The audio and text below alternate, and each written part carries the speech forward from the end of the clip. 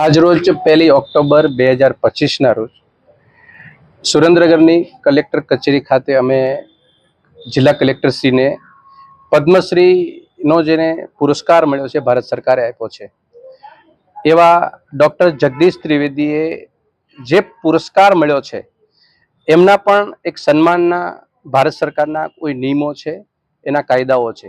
આ કાયદાઓનું તેમનાથી ઉલ્લંઘન થયું છે, એને કાયદાઓનું પાલન કર્યું નથી. એને લઈ એ પદ્મશ્રી પુરસ્કાર સરકારે પરત ખેંચવો જોઈએ, આવી માંગણી જિલ્લા કલેક્ટર મારફત ભારત સરકારને કરવા માટે અમે જાહેર નાગરિક જે લોકો છે, મિત્રો છે, બિન રાજકીય રીતે અમે લોકો એ સરકાર વતી માંગણી કરવા માટે અમે અહીં ઉપસ્થિત થયા છીએ. શા માટે એ માંગણી કરી? જગદીશ ત્રિવેદી છેલ્લા ઘણા સમયથી જે રીતે એમને પદ્મશ્રીનું પુરસ્કાર મળ્યો છે, આપ સૌ જાણો છો કે પદ્મશ્રી છે એ કોઈ પદ નથી, એ કોઈ પદવી નથી, એ સન્માન છે. અને સન્માન જ્યારે કોઈ પણ આપણને આપે છે ત્યારે એ સન્માનનું પણ સન્માન સાચવવું જોઈએ. એ સન્માનિત થનાર વ્યક્તિની ફરજનો ભાગ છે.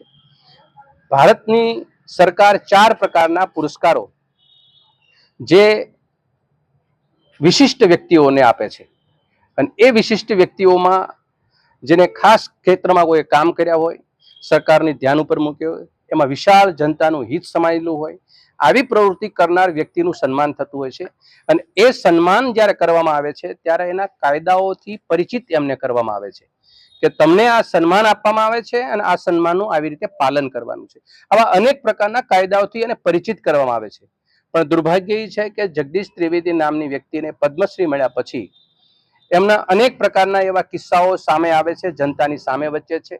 અને અભદ્ર ભાષાઓનો પ્રયોગ કરવો, કોઈ કલાકારોને કે કોઈ મીડિયાને મિત્રોની વચ્ચે પણ આ વાતો પ્રસરી છે, જે સુરેન્દ્રનગર જેવા ડિસ્ટ્રિક્ટમાંથી આવતા આવા વ્યક્તિને નહીં કે માત્ર સુરેન્દ્રનગર ડિસ્ટ્રિક્ટ પૂરતો આ સીમિત છે, આ ભારત સરકારે આપેલો ભારતનો પુરસ્કાર છે, ત્યારે સૌ લોકોને લાગુ પડે.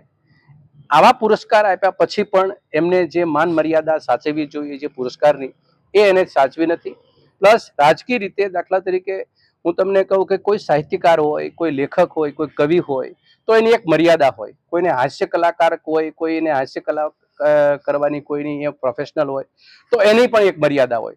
આવા લોકોએ આ મર્યાદાને તોડી અને જ્યારે પબ્લિક વચ્ચે આવી વાતો મૂકે છે અને કોઈના વ્યક્તિગત રીતે ટીકા ટિપ્પણ કરે છે, જેવી રીતે એને અમેરિકાની ભૂમિ ઉપર ડૉક્ટર મનમોહનસિંહજીની ટીકા કરી, અને એવી રીતે અહીંયા આગળ પણ અનેક રાજકીય મહાનુભાવોની ટીકા કરી, તો આપણને સ્વાભાવિક વસ્તુ લાગે કે પદ્મશ્રી લેનાર વ્યક્તિની પાસે સાહિત્ય પીરસવા માટે આગેવાનોની ટીકા કરવા સિવાય કોઈ એની પાસે ભાથું નથી. આવા સમયે આ પ્રશ્નોને લઈ એ પીડા સૌ કોઈની છે, અને એ પીડાના નાતે કહું, મને યાદ છે અહીંયા મીડિયાના મિત્રો, તમે બધા પ્રબુદ્ધ મીડિયા છો, જનતા વચ્ચે તમે જાઓ છો. હું યાદ કરાવું, પંડિત જવાહરલાલ નહેરુ જ્યારે પ્રધાનમંત્રી હતા ત્યારે એમના જન્મદિવસ નિમિત્તે નાગાર્જુન નામના કવિએ, લેખકે એમની હાજરીની અંદર એમની ટીકા કરી હતી.